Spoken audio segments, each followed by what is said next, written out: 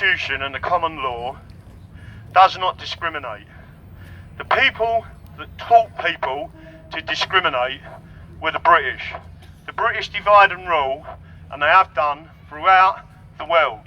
Every single hotspot in the world, including Palestine, Pakistan, Saudi Arabia, Iran, Israel, every single hotspot in the world has been created by the British.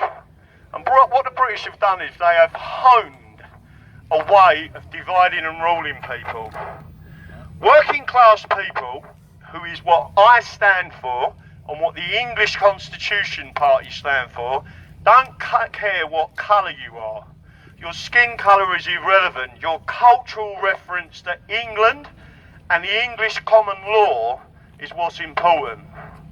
One of the things that they don't tell you and don't teach you in school anymore is the English, not the British, stop slavery.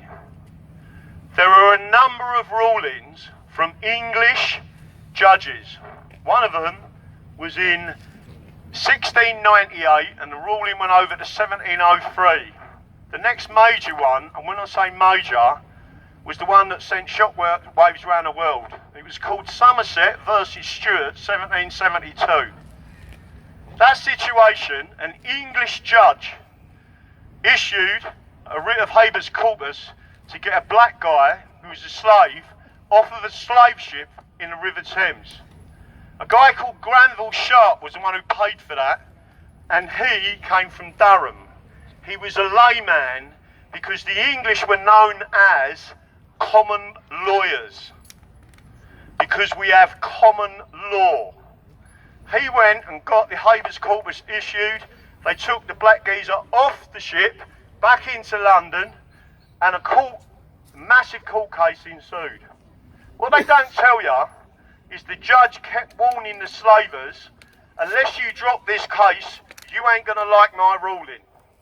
It took 3 terms, and the judge made his ruling, and his ruling was free the black. You cannot be a slave in England. Yeah. That's it. What happened after that is it sent shockwaves over to America. It took roughly 100 years, and there was a civil war over it. The reason why the blacks come to England is because they knew in England they could not be slaves. But the British wanted to carry on with slavery. It took Wilberforce 20 consecutive years. Every year for 20 years before he got the Abolition Act through. Why is that? Because that British Parliament wanted to continue with slavery when the English and the English common law had said no. We don't accept it, we won't have it, and they come here. Guess what Granville Sharp from Durham did? He set a place up because the blacks didn't want to stay here. It wasn't about repatriation. They said, we don't want to be in England, we want to go back to Africa. So what did he do? He raised the money to create a place called Freeport in Sierra Leone. And from Freeport, they have still got a gateway called the King's Gate, where every black man that walked through that gate, because of the English that paid for it, were free men back in Africa, where they wanted to be. Yeah. The blacks cheered the English. The British are the ones who divide and rule. The British were the ones who wanted to carry on with slavery, not the English. Let's just make sure we're clear with this. They have projected upon our flag not just the cross of St George, but the dragon. Everyone knows me, well, a lot of people know me as Daddy Dragon. People know where that name comes from. It comes from Father Dragon, because the dragon was the original flag of the English. So people cut it down and call me, that's where the name come from. We didn't start the English Constitution Party because we wanted to. We started it because the people asked us to do it. And that's exactly what we're doing. And currently, I am the leader of the English Constitution Party.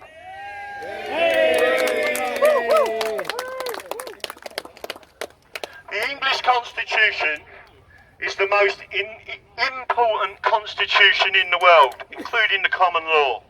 The common law of England is what give America their constitution.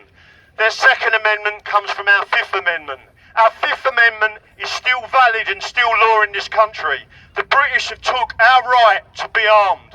We have the right to bear arms against tyranny. We have the right to bear arms against the British Parliament. We have the right for armed rebellion from the Magna Carta of 1215. That's all factual. None of it's changed. But it is out of the goodness of the English heart that we have allowed them to push and push and push and push. Sooner or later, the English are going to stand up. But we won't stand up as a white people. We'll stand up as white, brown and black, as working class people, and take this country back off of them. There is a banner here, pull it up, which is the English Bill of Rights. There's 7 major constitutional acts that are still law in this country. Someone asked a question earlier, what is this and when did you make it up? This is the Bill of Rights. It's the English Bill of Rights of 1688. 3 pages of rights, inalienable rights. 3 times in this document it tells you forever. The 4th time it says in this realm for all time to come. It says, again, there are a number of different, well actually there's 13 individual rights. And they're singular and all individually as important as the other. In other words, one don't last because the other one's there. They're all inalienable rights. That's that one. You've got then the Coronation Oath Act. The Queen took an oath in 1952, and part of that oath was the statutes, the common law, and our ancient rights and customs. And how many of you know that ancient rights and customs go all the way back to the Anglo-Saxons, when we used to elect our kings? How many of you know that we actually elected the Queen? But unless you watch the coronation properly, you don't see it. Because the Archbishop of Canterbury turned to the east, the west, the north and the south.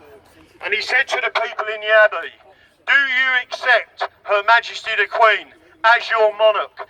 If the people have said no, she would not have become our monarch. She had to kiss the Bible and swear an oath to protect our rights against that tyrannous power of Parliament. She hasn't done that. She's betrayed her oath. There's a lot of people out here that are saying get rid of the monarchy. I don't care either way. The common law will give you a president or it can give you a monarch. I don't care which way it is. But if you go back to Cromwell, Cromwell himself said that any time this Parliament makes a law that goes against your liberties and freedoms, it is null and void. Cromwell said that in our first written codified constitution, and that was in 1653. These documents go all the way back to 1215 and before. The Anglo-Saxon laws are still law in this country. They're called ancient laws and customs, and that's what you've got to remember. That we have got a lot of history, good history, English history, where we care about other individuals, and that's the way we're going to carry it on. And the only way to stop it is to get the Brits out.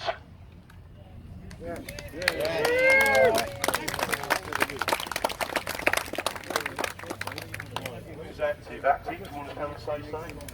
We have got a number of issues. One of the things I'm going to say is you can see homeless people living in this area, right? We got people flooding across the English Channel. This is the first time in history, in English history, that our English Channel has not been defended against an invasion. This is the first time in English history. You got people sleeping on park benches in this country, and yet these people are coming across in dinghies, being put up in 4- and 5-star hotels, being fed 3 times a day and getting a bed for the night, and they're still complaining, right? What we're saying is we're not accepting that. What's that?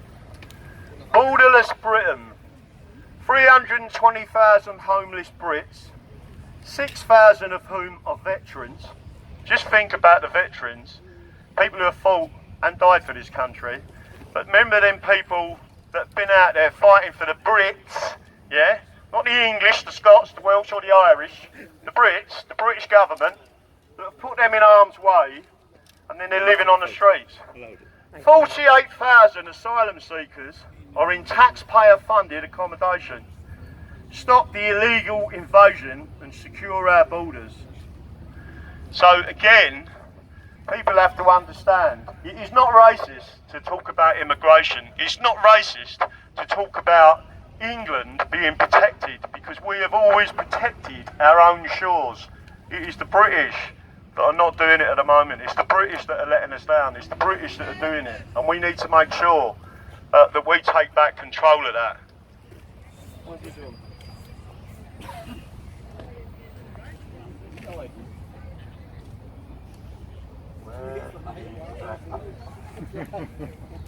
You can't hide from me.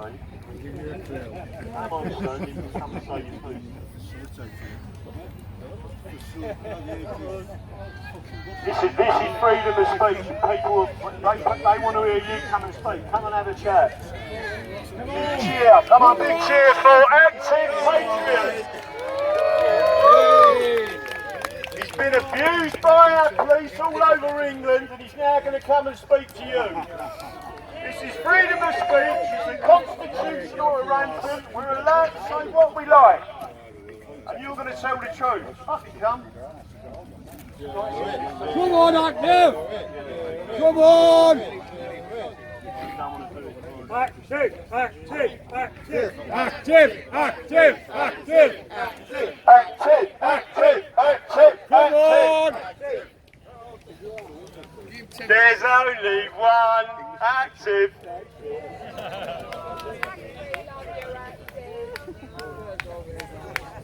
Who stands up to the coppers? That's off the cops.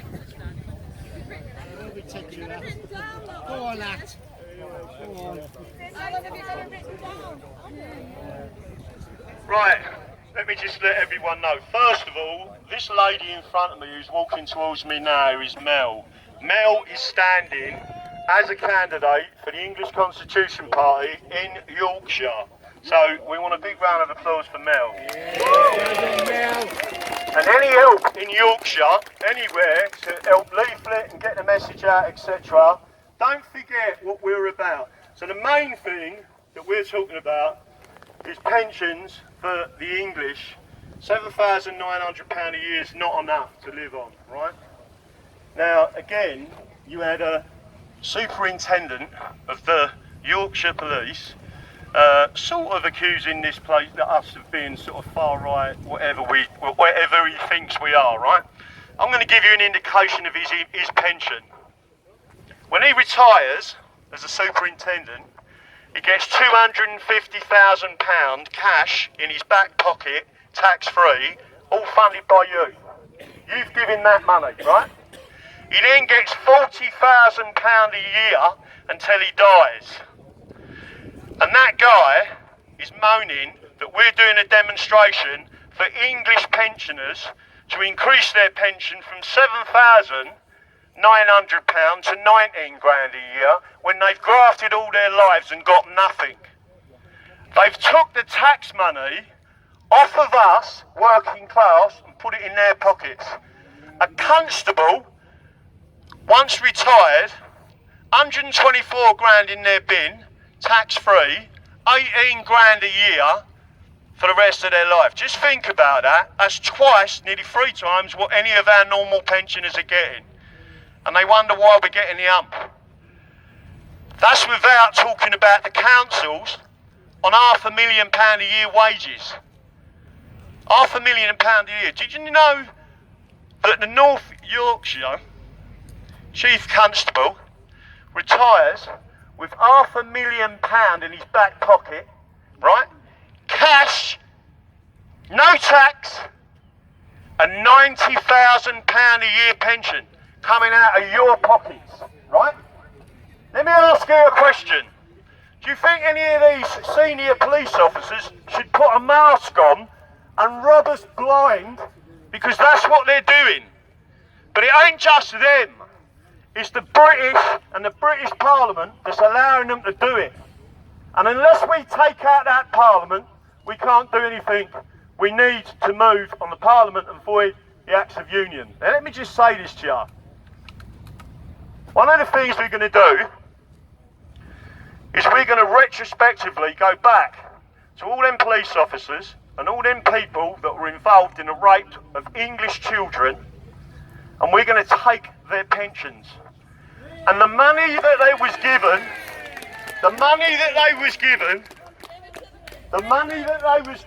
as lump sums, we're taking it back. And we're going to give it to the victims of them crimes that they allowed to continue for 30 and 40 years. But let me tell you, here's the good bit. All these Brits, and especially the police officers, they turn around to us and they say, you haven't got a constitution, you haven't got this, you haven't got this, you haven't got that. But as soon as we retrospectively tell them we're taking your pensions and we're taking your lump sums back and we're going to put you on the streets if we have to, but that money is going to the victims of that crime. Let me just say this to you. The first thing they're going to scream is that's unconstitutional. And what we're going to do is stick our English middle fingers up and say, I'll tell you what, I'll see you in the courts. Because we'll take the pensions off the judges that allowed it to happen. We'll take it off the MPs that allowed it to happen. We'll take it off to the councils that allowed it to happen. Every single person responsible, we're going to make sure it happens. And it will. That's it.